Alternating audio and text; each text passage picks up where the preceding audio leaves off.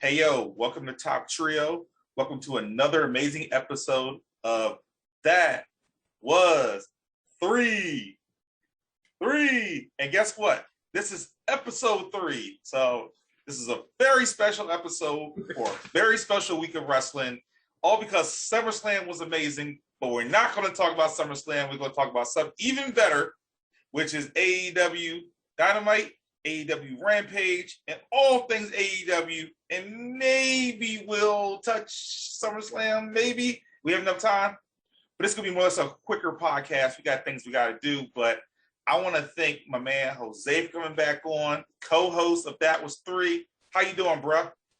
Doing good. I feel really bad for my video quality looking a little bad, but I'll work on that for next time. Come on, man. I mean, I pay you in theoretical dollars, man. You gotta have great camera quality, man. I can't be having this, man. I'm sorry, man. I know, man. Look, we're still waiting for those royalty checks from like WB and Tony Khan and all that. So once we get gonna happen. If you get an opportunity, the Masters of the Universe podcast, we're all gonna get paid for that. Well, he's gonna get paid because I'm sure his like. But if you catch that. Masters of the Universe podcast is on our YouTube channel. Check it out. All the royalties are going to go to Jose, and he's going to build himself a house, a picketed fence, and everything. So, talk to me about SummerSlam. Oh no, I'm not SummerSlam. Talk to me about AEW, and let's just go ahead and start with Dynamite. I don't even remember Dynamite, dude, because I was so exuberant about Friday night. But we're gonna start with the appetizer, and then we're gonna go in to the main course. So, give me your talking points. What was good about Dynamite this week? What did you like? What didn't you like? So a lot of things happened. Yeah, like you said, there was a lot of stuff happening. That seems to be the normal thing every week now with wrestling. A lot of shit happened. Oh, that's my one. So real quick, Dynamite actually started off really cool this week. They had Moxley and Kingston chilling out in the back, Kingston sitting there on his phone, like making it look like he's talking to somebody. We know he isn't.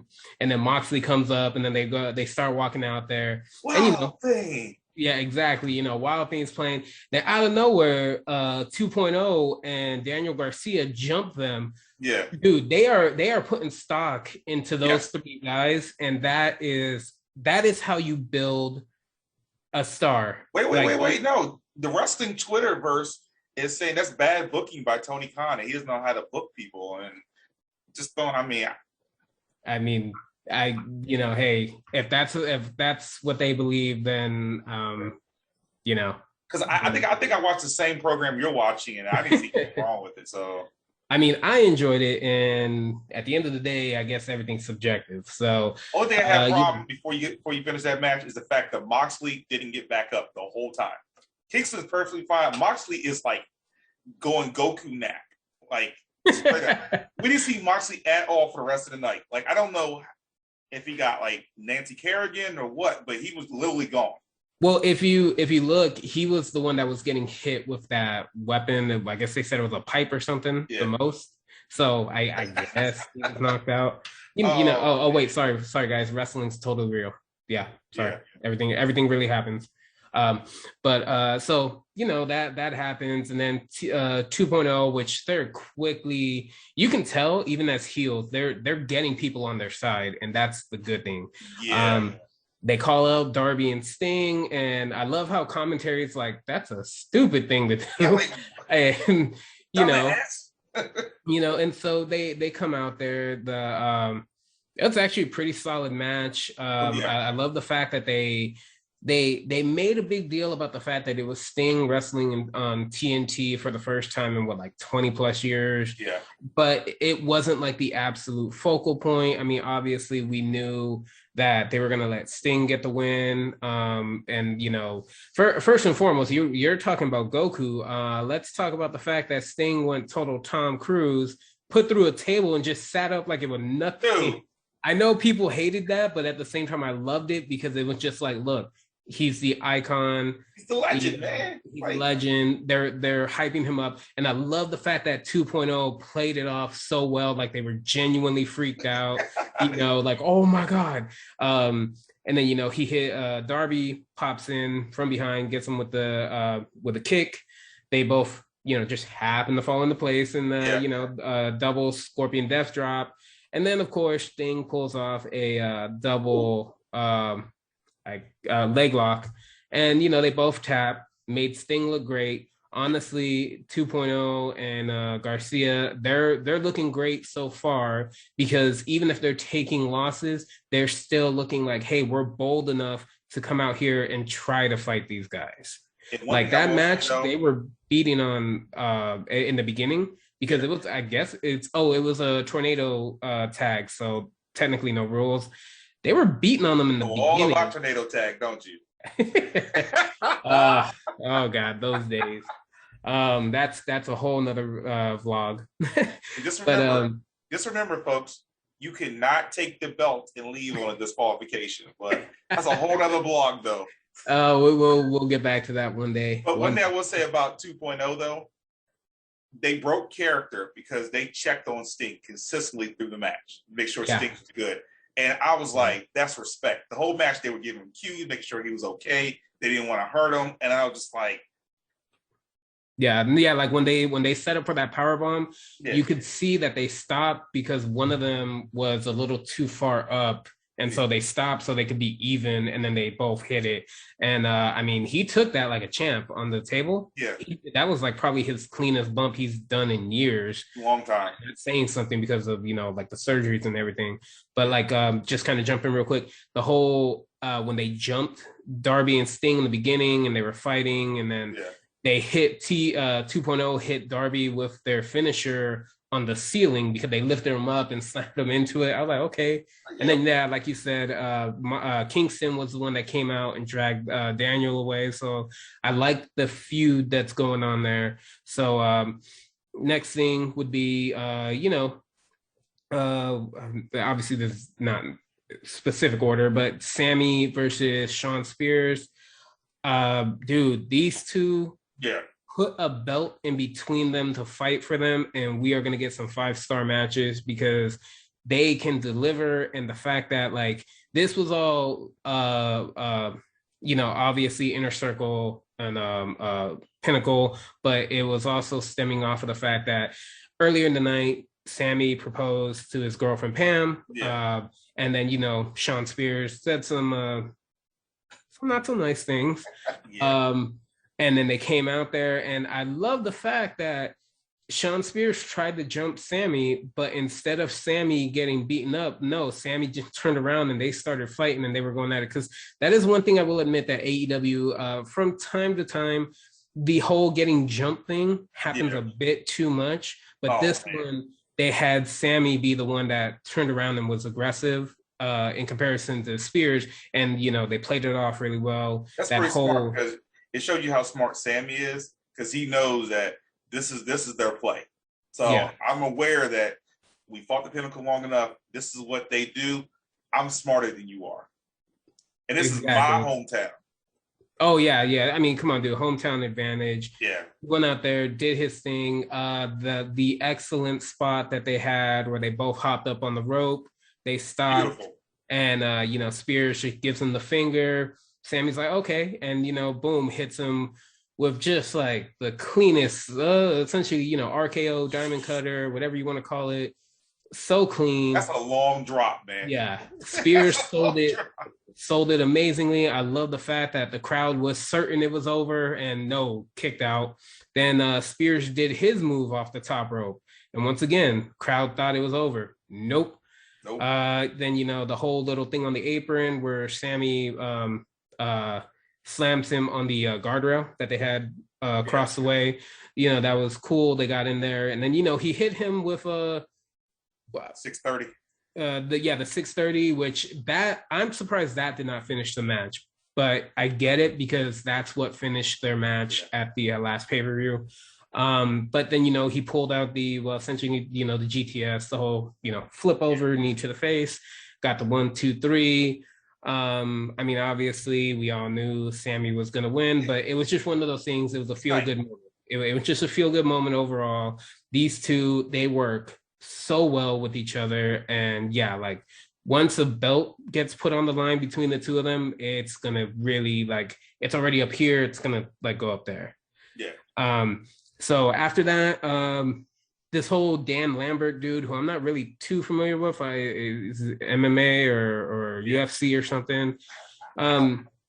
Yeah, he came out there insulting wrestling fans. This is something wrestling promotions do a lot, and it's cool. I don't know enough about him, so I'm not like really hooked on it.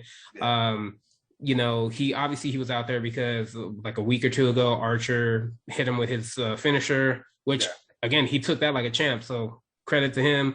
And speaking of which, Archer comes out. He's getting ready to come down the ring, and then your boys, men of the year, jump Archer. My man are back, dude. I've missed all ego Ethan Page and Scorpio Sky, and I will say this on this podcast. And it's been last probably since a Darby match, and I mean he's been slowly trending.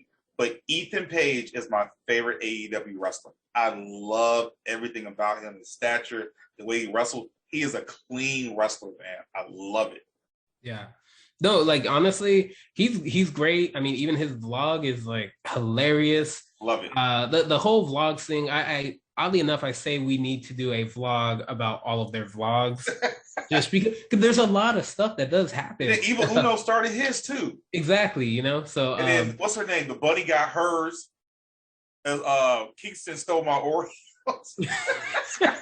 What a day. See, so maybe that'll be one we do later on. Yeah, we'll work on that. So that happens. They beat up on Archer. Lambert, obviously he was there with two guys. I don't know who because I don't watch it. But yeah, I love how they played it up where Lambert was like, what are they doing? What's going on? So there's some type of like little uneasy alliance that's going to be there, and that's totally cool. That's great. It gives Archer a good feud to work on right now and keep him away from a belt. One thing I was bad about is I think it was a lost opportunity there. This is twice now this happened. I think it would have been perfect time for Hager to come in. I think he's that happy medium, and he could. Yeah, I think it would meant a lot more to have that person who's in the middle, and then have that tug of war. Which side are you on? Like that Peter Parker and Civil War type deal. Yeah, you with Tony Stark, you with me, you with Cap. What you going to do, Peter? Yeah, you're right. Yeah. So next thing was the tag belts were on the line, but we all knew the Bucks weren't going to lose. Express, like, don't get me wrong, they always put on a good show. They work well with the Bucks, but I mean, I feel like we can just kind of move on because again, we all knew they weren't dropping the belts. That is what it is. Jungle Boy needs to be a singles wrestler and gets up in heavyweight contention for like from here to the end of time. I see that happening sooner rather than later. I think right now they're waiting because of the fact that all those rumors of key people being signed, and it's like you got to see where everybody falls into place. And so it's all good. Afterwards, the Elite, they're beating up on Jurassic Express. Christian comes out. They beat up on him, and then Kenny does this whole one wing angel, and Christian got his ass beat. Don counts 1, 2, 3, just standard heel stuff. Nothing really new. Obviously, that feud's going. Personally, I doubt Christian is winning at All Out. I'm just going to be honest. But that should be a great match. That should still be a great match, but it's just one of those, like, I doubt he's winning. If they give him the belt, then hey, that's awesome. But if not, makes total sense. Well, I see Christian taking a little bit of break after that match because Kenny goes hard pay-per-views, and when you get in that ring with him, you're gonna walk away with bumps and bruises. And I can see Kenny scaling it down a bit, but with Kenny, it's a full-length match, and it goes to the end, and your body is broken when you're in a ring with Kenny in the pay-per-view. So I'm just hoping, Christian, he looked better every week, but I'm just like, he gonna need his time to kind of relax. Maybe he'll do some commentary, walk out. Actually, I don't think he will relax like that. I think he's just going to go to TNA and work on there more. I mean, that's smart. Build that roster up. Get ready for that forbidden door to. Yeah, exactly. Yeah. And also you can kind of play it up as like, oh well, Kenny, yeah, he had the TNA belt, but he never really did anything with it. But look, you now have Christian over here showing up like every week, willing to fight. So that's how I feel they'll play that. After that, we had Rosa thoroughly beat down Penelope Ford. My God, What it's was the like point of this Penelope Ford match? owed her money. What was the Seriously. point of that match? Like, look, That was that I know that stemmed off of I think it was Dark Elevation, yeah, but still, Jesus, that was I mean because and again too Thunder Rosa, I believe she's from Houston as well, yeah. so you give it Calls you her give second it home. Yeah, yeah home hometown advantage, but good God, and I'm not gonna say that Penelope didn't put up a fight, she actually did. I'm actually glad to see because I remember when we first started watching the AEW, especially when you first started watching it yeah. and you were like, yeah, they're good, but you're like, man, Penelope needs work, and now she's really, really like getting up there, and so it's Yeah, I cool to mean, see. AEW is pushing, like, Penelope's in our face every single week. They're really pushing her into our face. And I don't know when the payoff is going to happen. I think she needs a feud with somebody. She definitely needs a feud. Like, she needs a Yeah, feud hard. I'm thinking maybe Swole when she's done with her thing with Diamante. Maybe that's a good one. But she needs that somebody. can work. Actually, I wouldn't mind her and Julia Hart have a feud Ooh, yeah, because no, that would be good. their styles are similar, and I can see them playing off each other. I think that's pretty good rivalry. Yeah, no, I agree. Yeah. But again, she got mollywopped. So again, and then Miro calling out Kingston. And the thing that I'm loving right now is I know the whole thing about like, oh well, the win and loss record that should be determining who goes up next. But I love the fact that Miro is playing this whole like I'm God's champion, so it's like he's calling people out. Yeah. It's not this thing where every week somebody else is coming out calling them out. Like no, it's like he is that, Yeah. and I kind of like that if they turn around and say, okay, hey, you know what? For the TNT belt, the champion can call people out. Yeah, I like that too. Like if they make that a thing for that belt specifically, cool, run with that because that actually works pretty well. And then people will stop. Well, not really. The internet never stops, but people will stop saying, "Oh, that's just like WWE with the United States Open Challenge." It's like, yeah, but the difference is with this, the champ is calling people out directly. Yeah, and honestly, they need to come on and fast forward to the Arthur Ashe show because I mean that's when what's going on in New York, and that belt is switching hands in New York. It's happening. Oh yeah.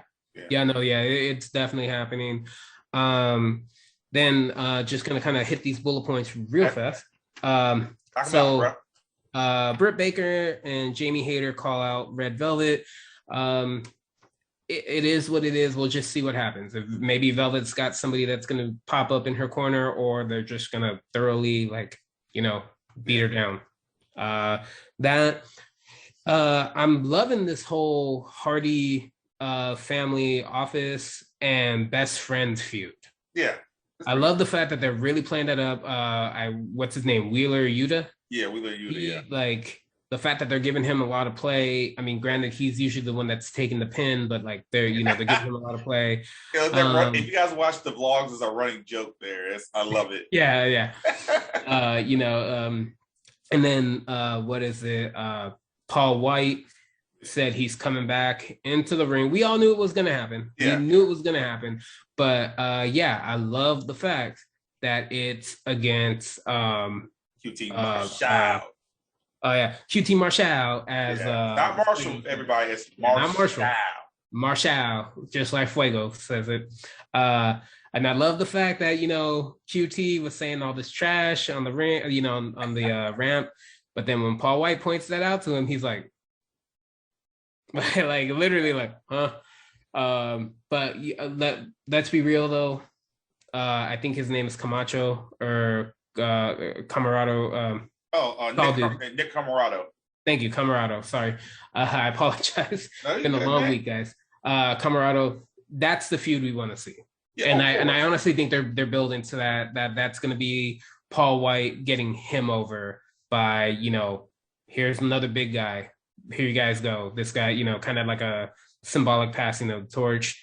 Um, After that, they did this weird thing with Taz and his son out there and Ricky Starks, and they showed Hobbs beating up Cage, but he turned around and started beating it. I don't really know what that was. I don't know what the angle they were going with that. Yeah, I hate to say it because I actually like everybody that's involved with that, but that's kind of floundering. And yeah, you know what? Move on. Yeah.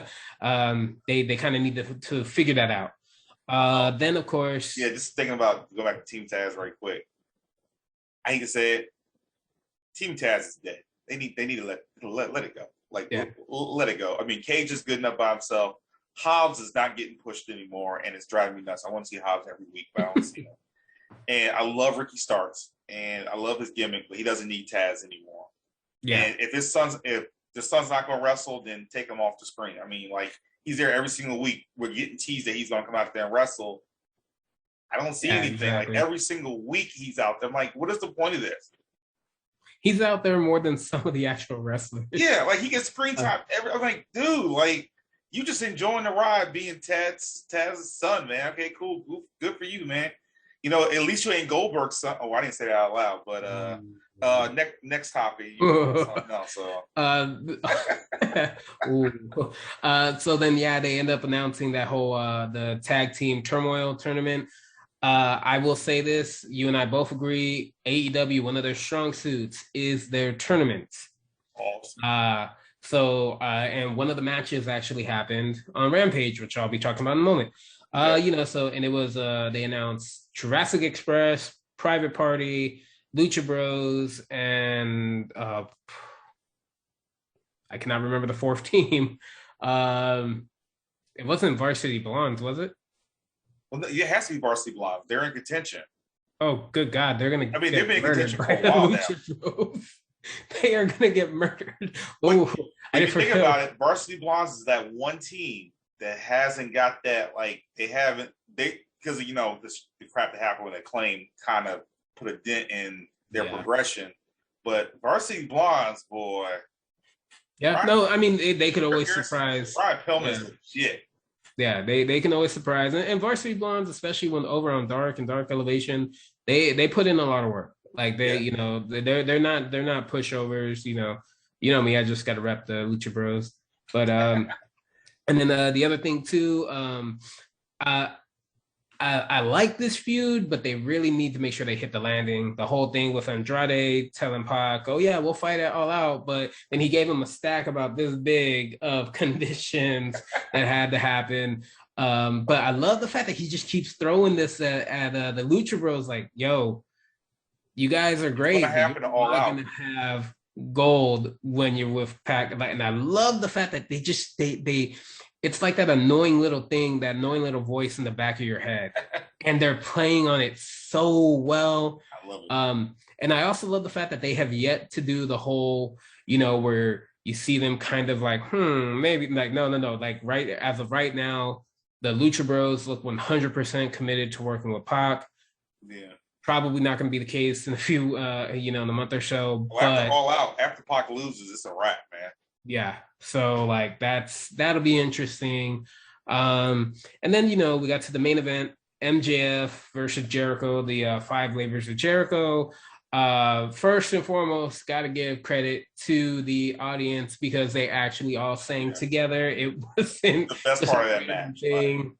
I love that fact. This to me, this was just a great match overall. I felt that this is exactly what you needed to do. Jericho ends up taking the loss. MJF pulls standard MJF moves throughout the match, but then he gets that little pinky ring of his. Yeah. He's about to use it. Ref catches him. No. Then Jericho gets the bat, uses on him. There was a lot of good back and forth. Yeah. I did like the ending where the whole thing about how like Jericho was about to hit him with the Judas effect, but that was a stipulation. You cannot use the Judas effect. However, if I remember correctly, the ref was not looking at them, so he could have hit him with the Judas effect and just, got the win. It would have been the Jericho thing to do. And not, but it's cool. Then MJF hit him with it. But I actually like the fact that Jericho tapped rather than get pinned. Yeah. For a lot of people, I mean, obviously, if you're watching this, you know wrestling, but if you don't, yeah, there is a difference between tapping out and getting pinned. Getting pinned in a lot of regards is still considered more of a big deal than tapping. Tapping, yeah. So I like the fact that they did that. And again, dude, like this whole 5 labors of Jericho thing, he's been looking strong in every match. So I like it. I thought that, that was a great way to end it out where you thought Jericho was going to win, and that was not the case. I give him that. Like, trust me, I was a bit disappointed because it's like I watched Jericho dominate for 4 labors. He gave 4 great performances. And then I think it bothered me because it's like, again, you get to MJF, and this is twice now that you couldn't beat this man. And I'm like, and I just want to see where Jericho goes from here, because I'm like, of course, he has his tour starting now. They're coming up, so I mean, him and Cody are going to be on exile for a while. I mean, Jericho, I wouldn't show my face. I could lose to MJF twice. And then now just like, and I'm praying, and hopefully this works, is that the MJF things translate over to we're about to go into that. Yeah. That one guy that quietly showed up, nobody knew, and there was no big deal about it whatsoever. Yeah. What's his name? Phil? This new Phil guy? I know, right? So Phil, yeah. That was Chick Magnet. The Chick Magnet. Chick Magnet. The guy that Kenny was wearing his shirt, Chick Magnet. So that was Dynamite in a nutshell. We ain't worried about Dynamite no more. We ain't worrying about it. Yeah, no, Dynamite's overall is done. I will say this though, it was still a good show. It was still a good show. I know there have been some people talking about how like Dynamite and Rampage are going to start to slip because you gotta kind of start stretching things out because of the pay-per-view that's coming up soon.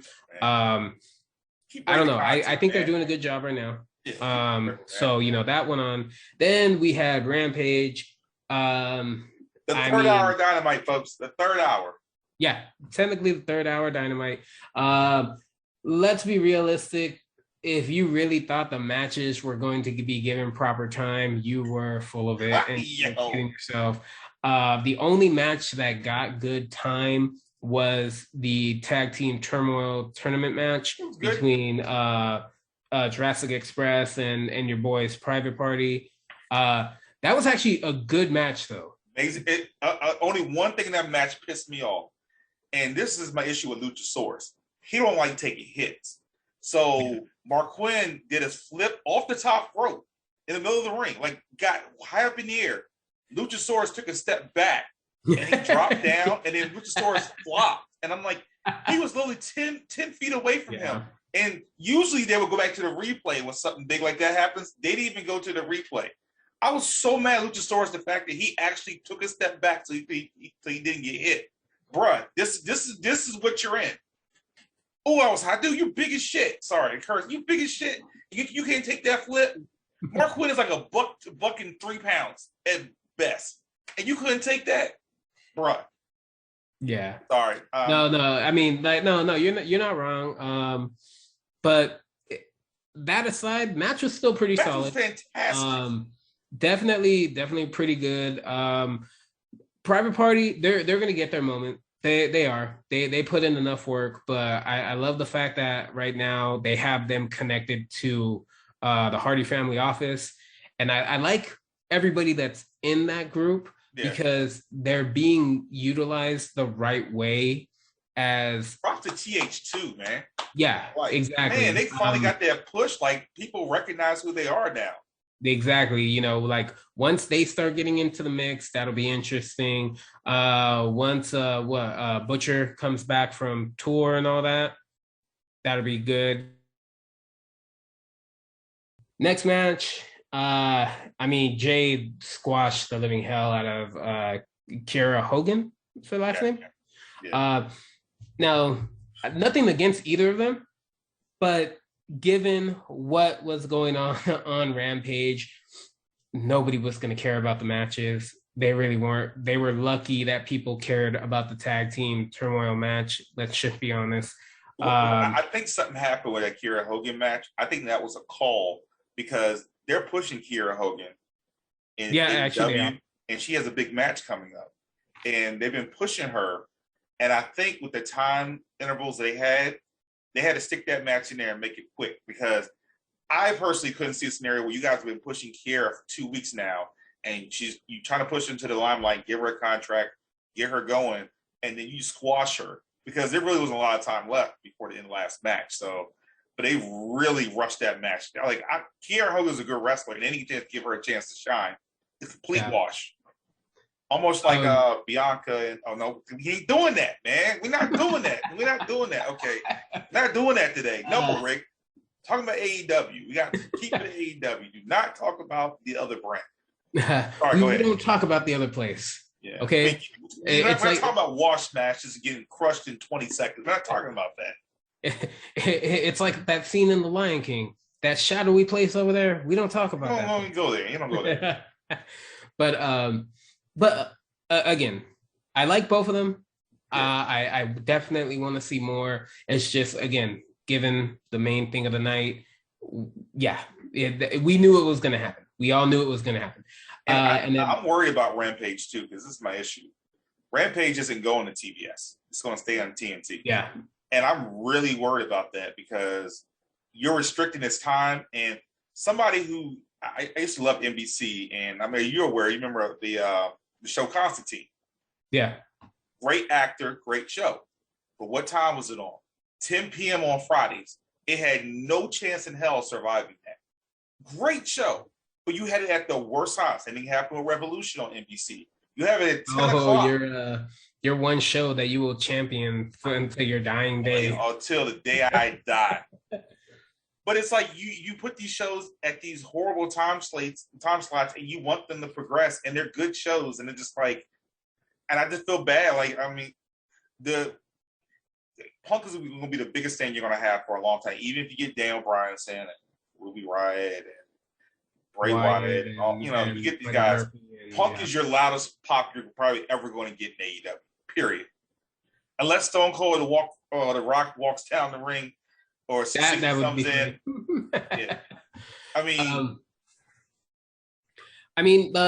It was kind of like something I told you a couple of nights ago. Guys, the fabled 3 a.m. conversations. Got to put that on the T-shirt. Yeah, that's the way. I kind of refer back to you on that one.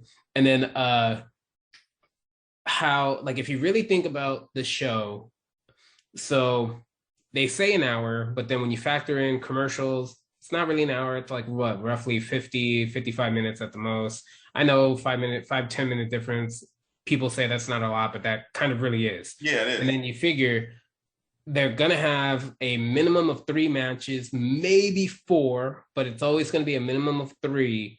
And then if there's any type of promos that go on or talking segments or anything like that, it's like you said, it's 1 hour and they're putting all of that in there. And my worry is that, like, you're going to get to a point where, as much as you want to watch Rampage, people are going to start saying, Friday at 10, nobody I care about's on, so I'm not going to watch it because I can just watch that on YouTube. You know? It's an hour show. I'll catch the highlights in the morning. Yeah, exactly. This is, I actually am saying this is a criticism. I know those people out there who probably think we're shills for AEW, but look, I'm giving a genuine criticism, because think about it.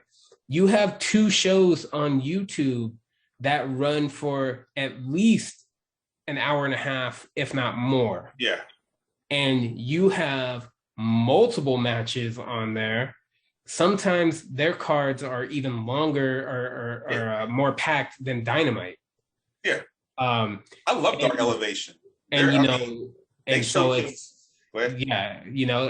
just one of these things where it's like, I do agree with you that the 10 p.m. time slot more than likely will hurt it. I still think that this was a This was they were trying it out. They were trying it out to see if people actually wanted another AEW show.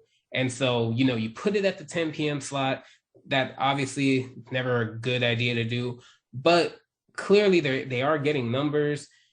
Clearly, Tony Khan knows the difficulties of it being at 10 p.m. So, of course, what do? You get person to show up.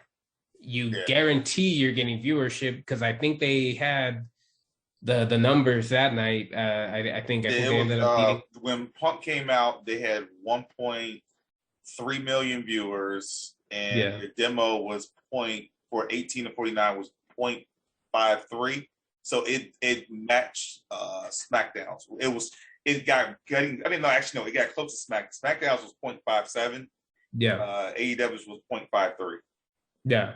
So if you do little things like that, that'll work. You'll be okay. But the thing is, you can't do that every week. Yeah. You just can't, because then sooner or later people kind of the mystique and the whole kind of goes to like, oh, okay, But real quick, there was the other match, Moxley versus Daniel Garcia. Good God, this Daniel Garcia is going to be getting a push. He's already taking on. Was fantastic. He's taking on people like Darby. He's getting into feuds with Sting. He's fighting Moxley. He's fighting Kingston. These are, roughly four. Well, let's not include Sting. His legend status. We'll put him there. But then you got Darby, who is definitely one of the top stars. And then you got Kingston and Moxley. I mean, come on, like they are already giving him these big feuds and the big matches. And the thing is, it is something that I've said in previous videos. It is convincing. It is these matches are never one-sided, like, oh, he's getting his ass kicked. It's like, no, like he is putting up a fight. He might actually win, and that's good. Even with 2.0, they really are giving these three a good push. And I mean, people say that they're not, but I mean, hey, I guess I have no idea what the hell a push is in. But that aside, sorry. And then of course, as always, the whole thing, the end 2.0 run in, but then like I just said, Sting, Darby, Moxley, Kingston, they're all out there, they're all beating them down. The crowd was feeling it, which is always good. And yeah, they ended the night with the faces standing tall. But that was the end of the night. Now we got to go all the way back to the beginning, because I knew if we talked about this first, we wouldn't talk about anything else. And we don't want to be called CM Punk shows. So we're going to end the show with the CM beginning. Punk, who started Rampage. There we go. We're gonna end this show with the beginning of the second show that happened during the week. Yeah. So we're going to start this show with the beginning of professional wrestling. Rick and I had talked about it. We kept saying, I don't think we talked on here. I think we talked again just between us, and we were like, hey, when would he pop up? Would he pop up at the beginning or would he pop up at the end? Yeah. And I had said, if you want to keep the viewership, you make him come out at the end. But at the same time, you also got to understand this is CM Punk. Those chants would not have stopped the entire night. The booze would have came in early on, 5 minutes in. So, they open up. You're seeing the chants. You're seeing the signs. You're seeing the wristbands, the tape. Everybody's like this. It was kind of like a is this Wakanda forever for wrestling? I guess I don't know.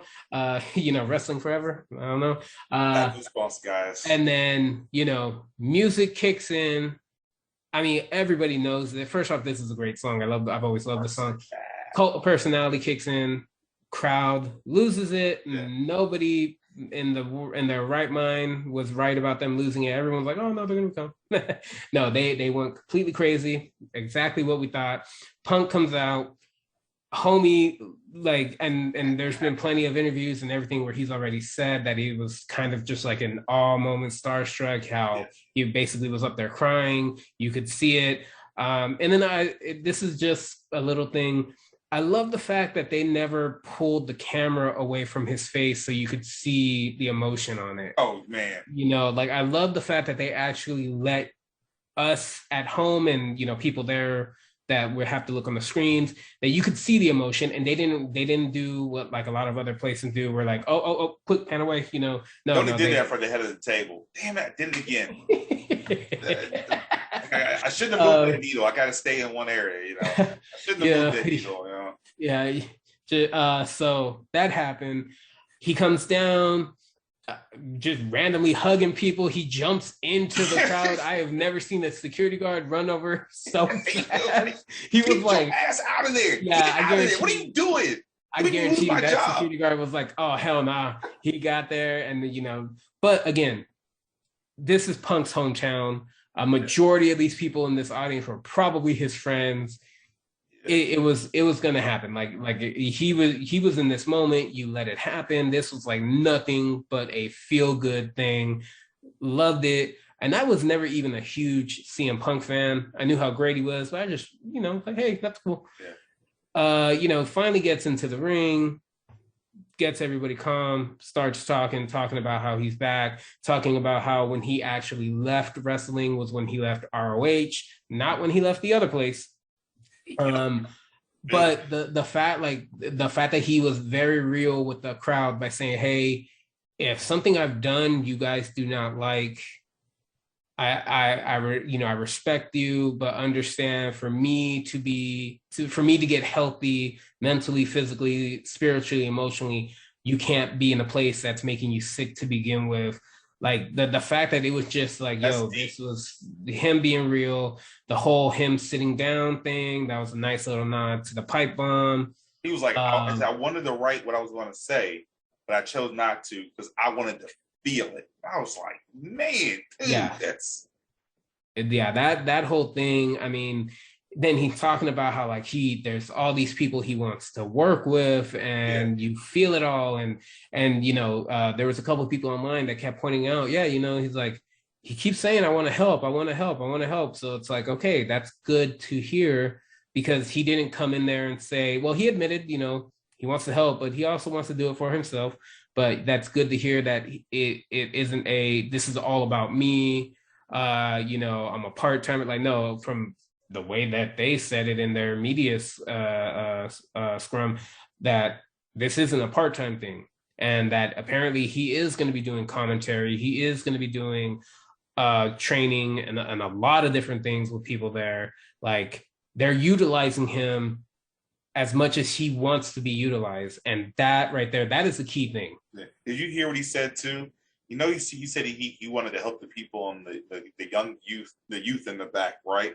But he also said that he had scores to settle with people. Some people. Oh yeah. I was like, I said Jericho's probably one. Who else is back there? I was like, I could think of Jericho and probably Moxley because of the Shield. I couldn't really think. I was like, Jericho would probably be that one, and I'm sure. I am positive MJF is going to mess with this dude. Like, I'm positive. Oh yeah, no, it's a given that it's going to be the biggest feud to have these two, probably the greatest heel right now, and CM Punk beefing for the next 6 months. It's gold. Yeah. And then of course All Out's coming up, and Darby Allin, he calls him out, and Darby, just like in Dad's thing, because let's face it, that's his kid. Dude, Darby's tattoo on his face looked so sick that night. Yeah, I like the fact that he's really like expressing himself in a lot of different ways. Like, because everybody, when he first came out, they're like, oh, he just like some emo wrestler, whatever, blah blah blah. But no, like, he gets really into like his persona, and I really think obviously that's why. I mean, even Punk said it. He was like, yeah, if I was a kid right now, Darby Allin would probably be my favorite wrestler. Yeah. And the fact that like, everybody pointed this out, like a couple months ago, you were asked who would you want to work with, and there was this name, and the key name that everybody remembers is, you said Darby Allin. So your first feud or match is Darby Allin at All Out, And my only thing is like, who is winning? Well, so Darby can take the L. It's going to suck. Yeah. But Punk is at home in Chicago. If Darby wins, the only way this will work out, if me personally, I've been thinking about this, Darby will have to turn heel for him to be able to get out of Chicago alive. It'll have to be planned that he turn heel, because there's no way I can see that Darby can be good and beat Punk and walk out of Chicago on a pop. Chicago would kill Darby. They're going to come over the banister and kill this man. But what I will say though is think about Darby Allin in a sense. We can close this up. I was kind of like everybody else. It's like, why do you keep pushing this cat? Like, there's other people I want to see on Dynamite. Like, this cat gets his ass whooped every single night. Then him and Sammy try to kill each other, and I'm like, this is unhealthy.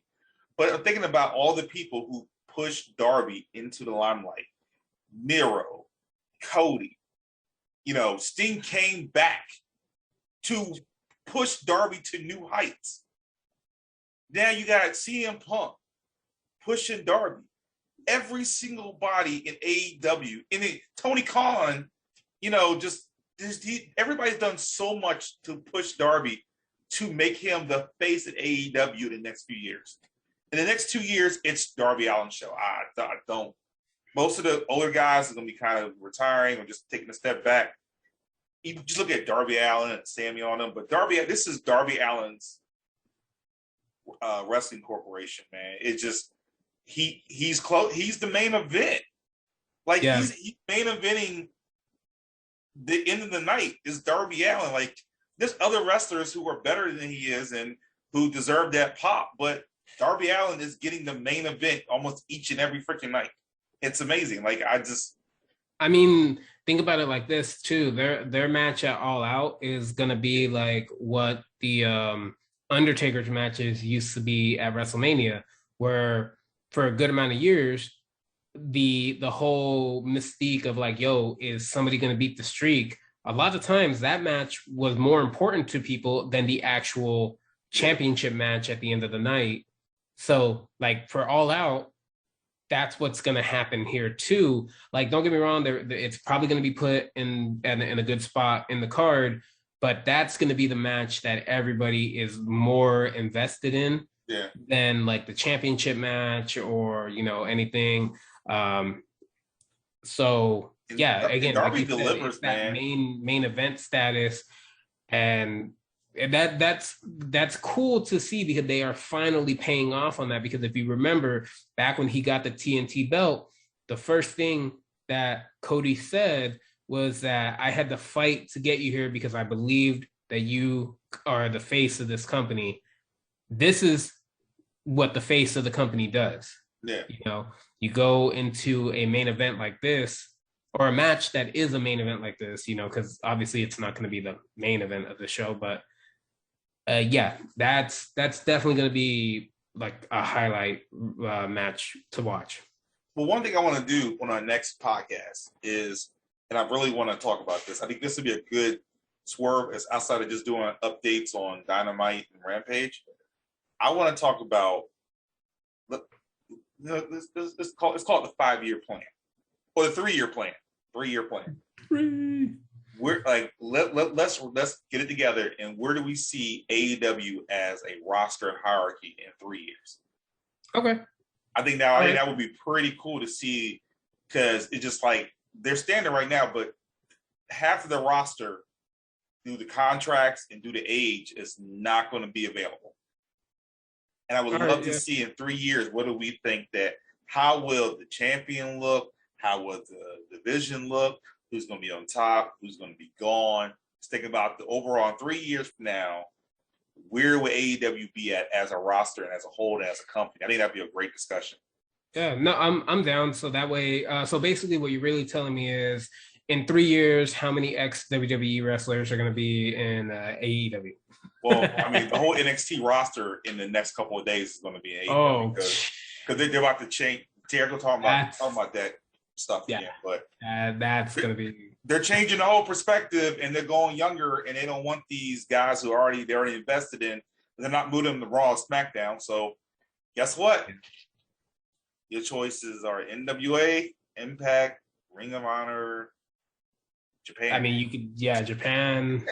I mean, but the thing is, though, these like back in the day, people always used to kind of laugh at that, but now, but I don't, and I never understood why, because each one of those, even Impact now, the quality is just getting better. Like ROH, even though ROH doesn't really have any ties to this whole Forbidden Door thing, which they really, really should.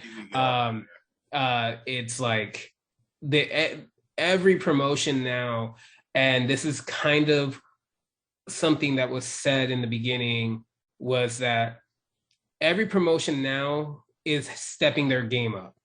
Regardless of what fans think, every promotion now, they're going out there, even if it's a slow episode of Power or Impact or ROH or Dynamite or Raw, SmackDown, whatever. Even if it's a slow night, there's still things that they're improving on, like storylines, more TV time for wrestlers, feuds, like everything is being built up on. I mean, like right now, Ring of Honor is like really in on their tournament going on, and I've been watching those matches. Like, good God, those are some really solid matches. So it's right now. Well, I'll save this for when we do that session because everybody.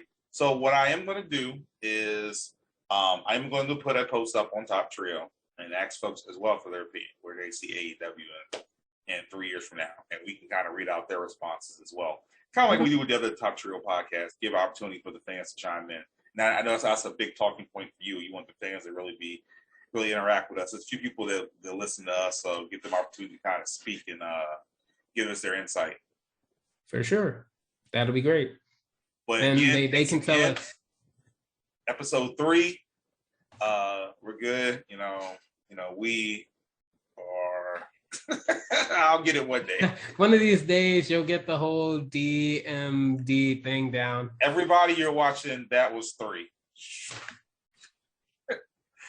Okay, signing off, everybody. Thank you for listening to us, man, as always. Take it easy.